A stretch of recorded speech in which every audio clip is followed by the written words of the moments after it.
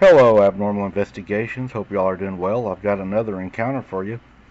I've been doing a lot of recording today to try to get caught up on the days, so I'm going to try to get a lot of these dropped out to you guys. We've also done one on AI seeking the truth, go check that one out and let me know what you think about it. Uh, a lot of people have joined the Patreon. A lot of people are loving it. They're saying it's well worth it. It's the bottom tier, guys.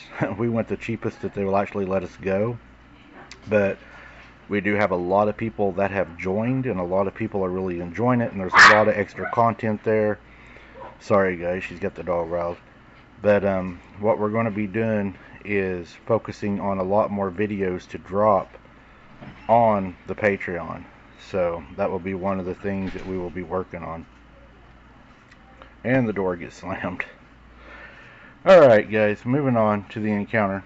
I've been an avid bird watcher for most of my adult life, which probably sounds pretty boring to most people.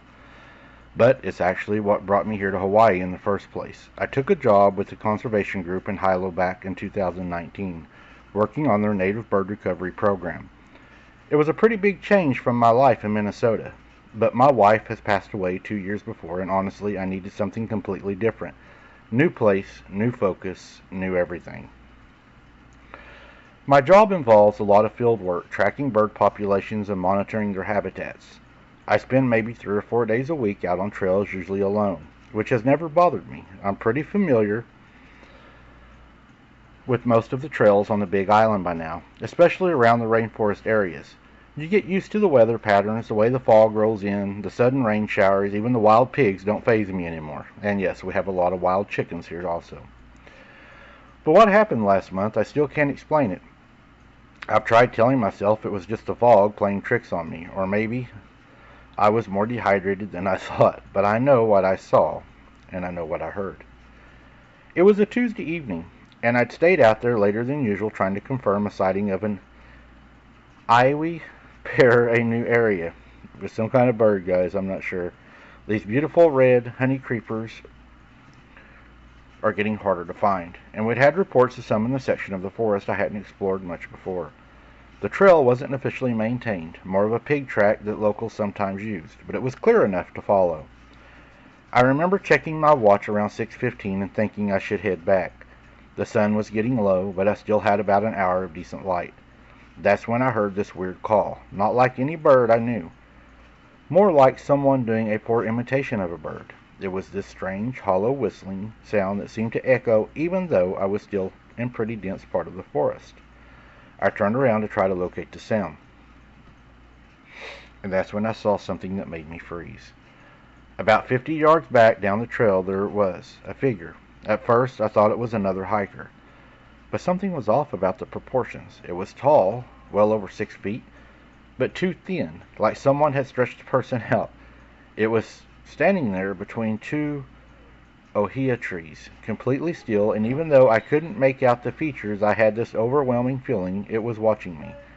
I'd heard locals talk about the night merchants and over Hawaiian spirits before, but I'd always nodded politely and changed the subject. I was. A pretty practical person, but standing there on the trail, all those stories suddenly felt so very real. I started walking faster, trying to convince myself I was being ridiculous. But then I heard that weird whistle again, closer this time, and when I looked back, the figure was maybe 30 yards away. It moved strangely, not quite walking, more like it was gliding just above the ground. The mist was starting to roll in, making it hard to see clearly, but I could tell its arms were too long, hanging down almost to the ground. My heart was pounding, so I could barely breathe. I picked up my pace, and no longer caring about being quiet or watching for the birds, the trail started to get steeper, and I was halfway jogging, half scrambling up the rocky sections. Every time I looked back, that thing was closer. The whistling had changed too. Now it sounded almost like words, but in a language I didn't understand.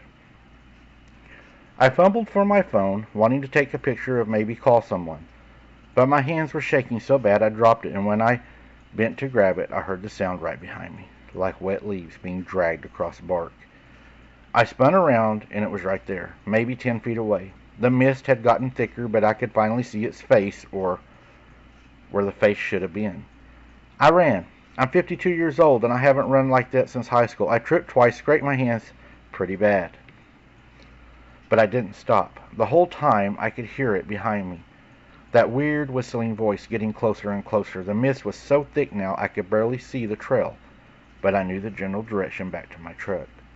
Then I thought, my foot on the root, and whenever I looked down, I did. I tripped on a root as soon as I thought about it. I rolled onto my back, expecting to see that thing looming over me. But there was nothing there. The forest was completely silent, no whistling, no sound of pursuit, not even the normal evening bird calls. I lay there for maybe a minute, just trying to catch my breath. Then I got back up and halfway ran, walked, like the rest of the way back to my truck. I was almost panicked. When I got home, I had 3 missed calls from one of my coworkers. Apparently, there had been some concern about a weather system moving in, and they had been trying to warn everyone in the field to head back early. I didn't tell them what happened. What could I say? That I got chased by some kind of ancient Hawaiian spirit? I mean, I didn't even know what this was. I asked around carefully over the next few days, trying not to sound crazy, and one of the older local guys I worked with just nodded when I vaguely described where I'd been. He told me that trail was kapu, forbidden, and I shouldn't go back there, especially not alone, especially not in the evening. He wouldn't say anything more about it. They're pretty superstitious around here about talking about these things. I'm still doing my field work. I have to, it's my job. But I don't stay out late anymore, and I stick to the main trail. Sometimes when the mist rolls in, I think I hear that whistling sound in the distance. I keep telling myself it's just birds, but I know it's not. There are things in these forests that don't show up to any field guide, and we may not see them for years, but it takes that one moment to have that one encounter. That might have been the end of it, just another strange story, but the Hawaiian forest, but something happened last week that brought it all back to me. I was having lunch with Uncle Colony. That's when everyone calls him. Though he's not really my uncle, he's been working in the conservation of the island for 40 years. And he's got this way of knowing things about having to say them directly. We were eating at this little place in Hilo that he likes. And he suddenly put down his fork and looked at me really seriously. "You saw it on the old trail, yeah?" he said, the whistling one. It wasn't really a question. I just nodded, relief washing over me, and someone else knew what I was talking about.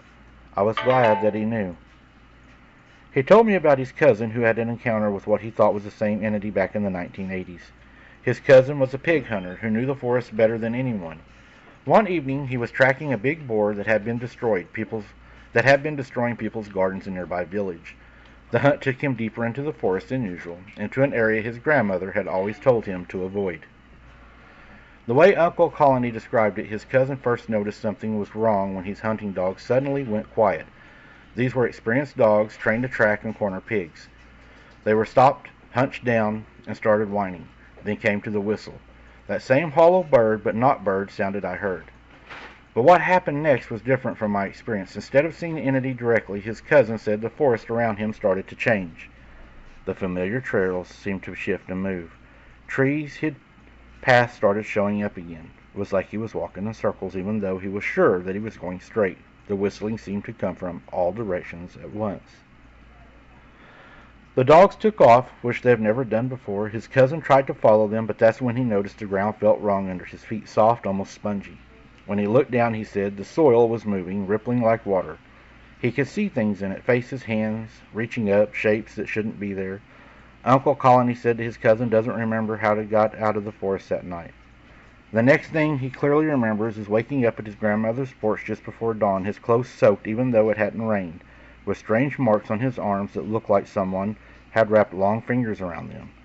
The dogs found their way home 2 days later, but they were very skinny and were never the same. They were scared of everything. They would no longer hunt.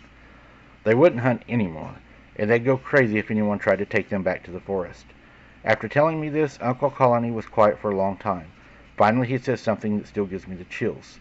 When I think about it, he said, we were lucky, both me and his cousin, because we had encountered it in its warning form, when it was just trying to scare us away from places we shouldn't be.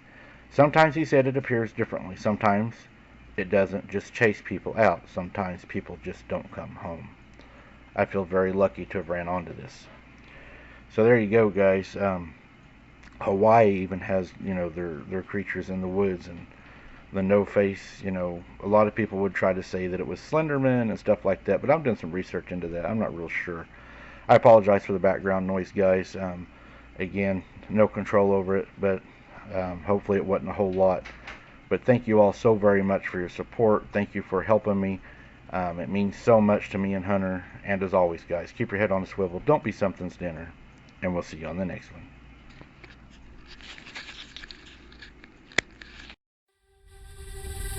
I can see